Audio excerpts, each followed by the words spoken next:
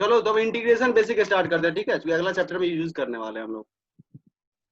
तो देखो एक्चुअली है क्या, वो देखो जो तुम ऐसे मान लो, एक जस्ट एग्जांपल लेके बात करते हैं हम लोग। जैसे मान लो तुम्हें क्वेश्चन दिए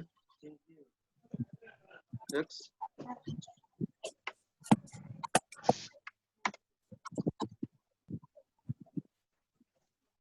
ठीक है,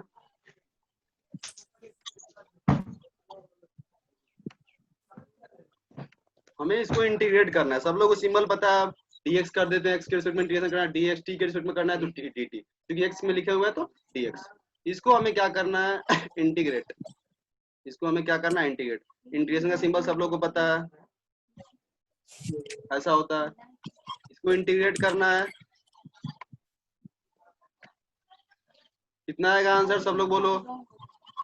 3x का पावर नहीं x का पावर 4/4 बिल्कुल सही, बिल्कुल सही। माइनस पावर एक बढ़ा के और पावर से डिवाइड कर माइनस देते हैं, minus 3x power 2 3x square, minus 3x power 2/2। बिल्कुल सही।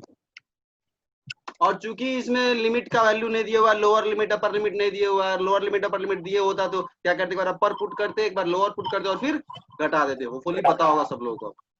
चूंकि वो नहीं दिया हुआ है तो पता है ना, इसमें अलग से एक हम लोग कांस्टेंट सी जोड़ के छोड़ देते हैं, ध्यान है ना,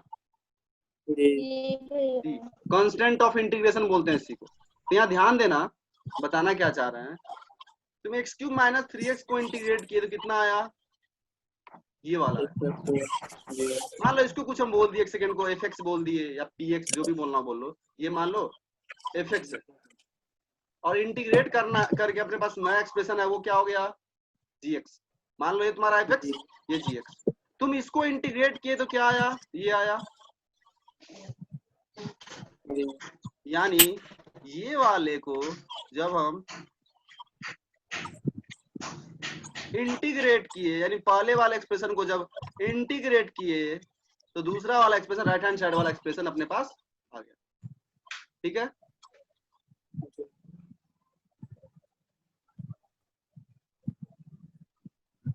चलो ठीक है, तो ध्यान देना, अगर किसी चीज को तुम इंटीग्रेट किए, कोई नया एक्सप्रेशन आया, तो उस नए एक्सप्रेशन को अगर तुम डिफरेंशिएट करोगे तो वापस से पहला वाला एक्सप्रेशन आ जाएगा। मतलब अगर राम को डिफरेंशिएट करने पे श्याम आ रहा है, तो श्याम को अगर राम को इंटीग्रेट करने पे श्याम आ रहा है, तो श्याम को अगर वापस से डिफरेंशिएट कर दोगे तो वापस से तुम राम पे पहुंच जाओगे। तुम इस एक्सप्रेशन का, राइट हैंड साइड वाले एक्सप्रेशन का क्विकली सब लोग डिफरेंशिएशन करो, देखो तो लेफ्ट हैंड साइड आ रहा है।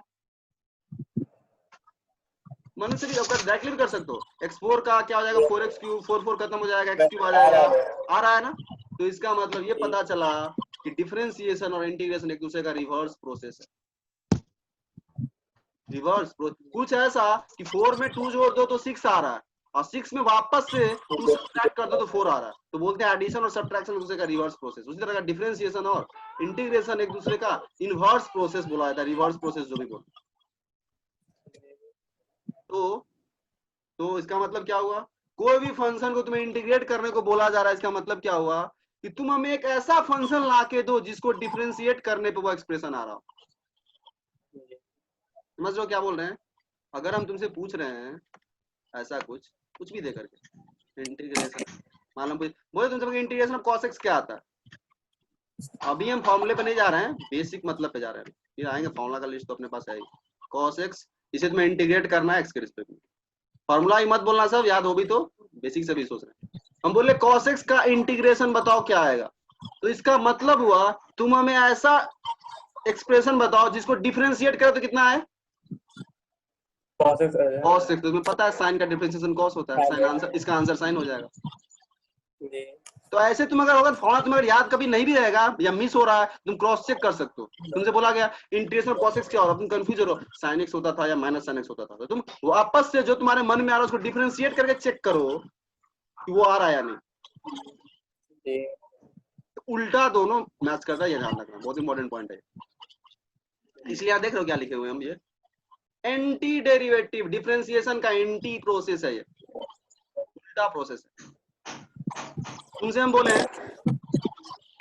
हमें इंटीग्रेशन ऑफ sin x बताओ,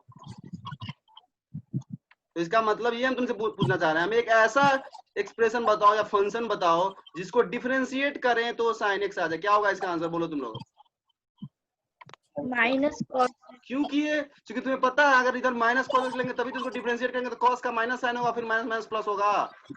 जी समझ रहे हो? जी अब तुम कभी कंफ्यूज होगा कि sin x का इंटीग्रेशन cos होता था या माइनस cos होता, तुम चेक कर लो। अगर तुम cos लेते हो तो cos का डिफरेंशिएशन कितना हो जाएगा, माइनस साइन, बट तुम्हें तो लाना है प्लस साइन, तो इसलिए पीछे में एक माइनस लगा दो। बेसिक मतलब समझ गए सब लोग?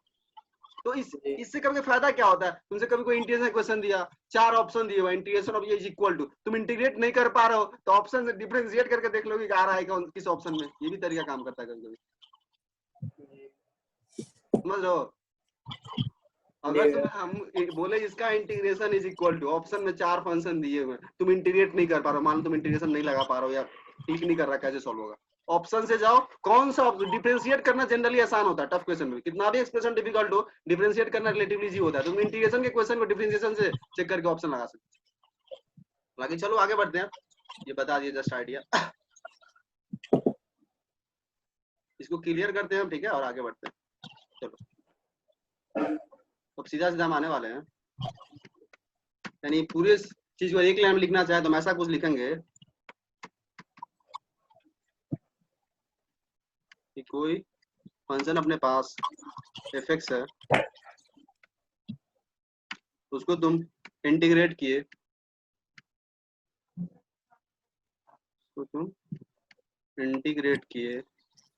ठीक है, और ये फंक्शन तुम्हारा इंटीग्रेट होकर के कोई नया फंक्शन gx है, कोई नया फंक्शन gx आया, प्लस हमेशा लगा सकते हो, कोई दिक्कत नहीं। तो gx को अगर डिफरेंशिएट करेंगे तो वापस से fx आना चाहिए, यानी डेरिवेटिव ऑफ gx हमें वापस से fx दे देगा डिफरेंशिएशन करने पे।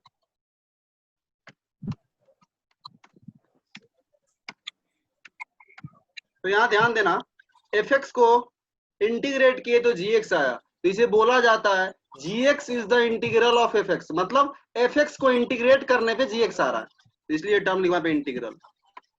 तो इस वाले में इंटीग्रल कौन होगा, gx, इसका इंटीग्रल fx है, fx को इंटीग्रेट किए तो gx है। तो फिर इंटीग्रेशन किसको बोलते हैं, ये जो तुम प्रोसेस की, इस प्रोसेस को बोला जाता है इंटीग्रेशन। तो इंटीग्रेशन और इंटीग्रल में डिफरेंस है, जस्ट करने के लिए।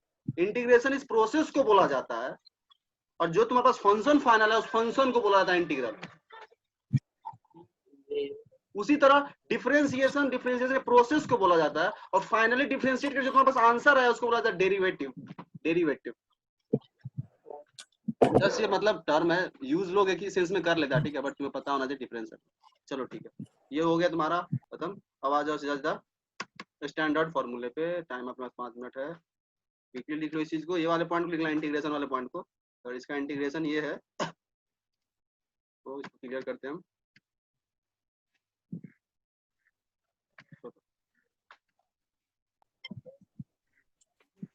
चलो ठीक है, तो अब हम लोग आ गए हैं सीधे फॉर्मूला पे, स्टैंडर्ड फॉर्मूले पे, और फुली पता होगा तुम लोगों को स्टैंडर्ड फॉर्मूला।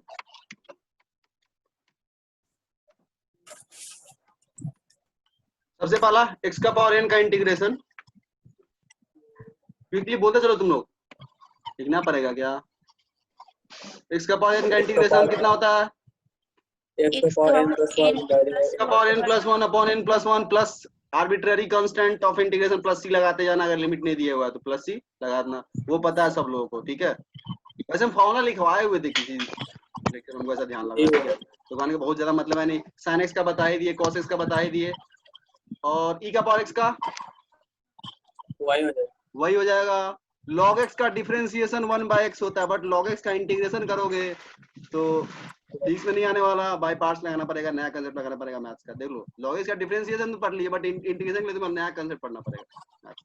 log x का इंटीग्रेशन डायरेक्ट नहीं कर सकते। तुमसे हम पूछे log x का इंटीग्रेशन कितना होगा, तो क्वेश्चन तुमसे क्या पूछा जा रहा है, एक ऐसा फंक्शन निकाल के बताओ जिसको डिफरेंशिएट करने पे log x आता। तुम सोचो, जस्ट गेस करने की कोशिश करना, कोई फंक्शन निकालने की कोशिश करना कुछ ऐसा करता कि उसका डिफरेंशिएशन करने में आता है log x आता हो। तो जस्ट मैं बता दें, जैसे मान लो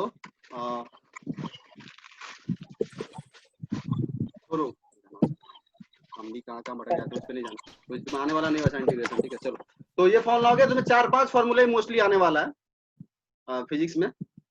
x का पावर n+1, ध्यान रखना उस x का पावर n+1 में फॉर्मूला क्या होता है उसका, यहाँ जस्ट हम लिख रहे हैं x का पावर n, वो उस टाइम भी बोले हुए थे ये बात। अगर x का पावर n+1 का तुम्हें इंटीग्रेशन करना है, सॉरी x का पावर n का करना है, ये कितना आता है बोलना सब लोग जल्दी क्विकली। x का power n+1 divided by n+1, बिल्कुल सही, n+1। हम क्या बताना चाह रहे थे उस दिन ही बोले हुए थे, तुमको ध्यान हो तो प्लस सी लगाना है तो लगा दो, क्योंकि जानते हो कांस्टेंट को वापस से डिफरेंशिएट करेंगे तो कोई फर्क पड़ने वाला है नहीं, इसलिए प्लस सी लगता है। अब यहाँ ध्यान देना, हम बोले इस फॉर्मूले में यहाँ इंटीग्रेशन का सिंबल लगाना है, ऐसा इंटीग्रेशन का सिंबल। अब हम बोले इस फॉर्मूले में अगर n-1 हो गया तो खतरा है। क्यों? क्योंकि डिनोमिनेटर में 0 आ जाएगा, और मैथ्स में जब भी डिनोमिनेटर में 0 आता है तो वो खतरा के जैसा माना जाता है, अनडिफाइंड। यानी ये formula n equal to n-1 नहीं होना चाहिए, जो तुम्हारा -1 नहीं होना चाहिए, ये लिख लो इसमें, n-1 नहीं होना चाहिए इस फॉर्मूला में। और कुछ भी हो, कोई भी रियल नंबर हो, 0, 1, √2, √3, हर पावर के लिए वैलिड है, बट n इक्वल टू -1 की वैलिड नहीं। -1 अगर हो गया तुम फॉर्मूला लगाए तो -1 + 1 डिनोमिनेटर में 0 आएगा, क्या आया वो किसी को पता नहीं चलेगा, अनडिफाइंड हो जाएगा। तो अब आता है क्वेश्चन, n अगर -1 हो जाए तब क्या होगा,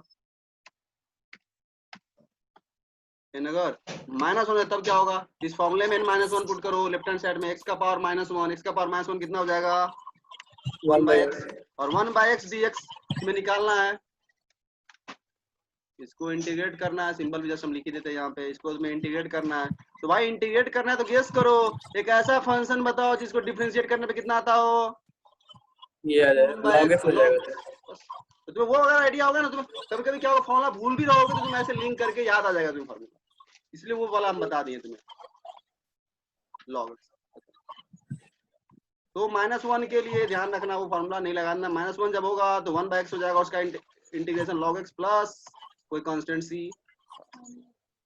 तो तुम्हारा इसे बोलते हैं इनडेफिनिट इंटीग्रेशन, मतलब तुम लिमिट नहीं दिए हुए, लोअर वैल्यू ऐसा कुछ नहीं दिए हुए, अपर वैल्यू कुछ ऐसा नहीं दिए हुए, तो इनडेफिनिट है।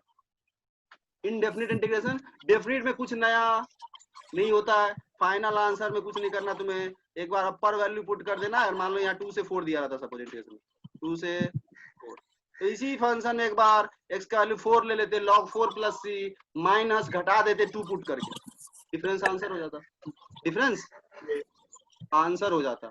और उस डिफरेंस लेते वक्त ध्यान रखना c हमेशा कट जाएगा, ये सब लोग को दिख रहा है क्या। अब अपर लिमिट पुट करोगे उसमें भी प्लस सी होगा, लोअर लिमिट पुट करोगे उसमें भी प्लस सी होगा, घटाओगे प्लस सी माइनस सी खत्म हो, इसलिए बोला जाता है डेफिनेट इंटीग्रेशन जब करो तो प्लस सी को इग्नोर कर सकते हो, डेफिनेट इंटीग्रेशन करो तो प्लस सी को इग्नोर कर सकते हो, क्योंकि वो हमेशा सब्ट्रैक्ट होकर कैंसिल हो जाता है। तो होपफुली हमारा खत्म हो गया, कुछ बताने का नहीं इंटीग्रेशन में, अब प्रैक्टिस थोड़ा बहुत किए ही हुए तुम लोग बिल्कुल